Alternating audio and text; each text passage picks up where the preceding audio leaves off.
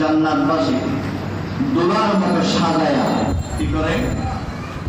জান্নাতবাসীকে দোলার মতো সাজায়া ফেরেশতাদেরকে আদেশ দিবেন, ও আমার ফেরেশতা এদিকে আসো, এগুলো আমার সত্যবাদী সত্যকার ঈমানদার।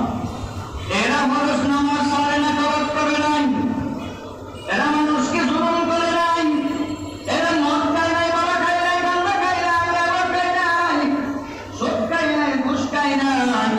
আমি যে নিষেধ করেছিলাম নিষেধকে নিষেধ হিসাবে মানছিল, আমি যেগুলির জন্য আদেশ করছিলাম আদেশ হিসাবে মানছিল। এগুলো হয়তো সত্যবাদী, এগুলো হয়তো সত্যিকার আমার ঈমানদার, তাদের গলায় জান্নাতি মালা পরায়া দাও।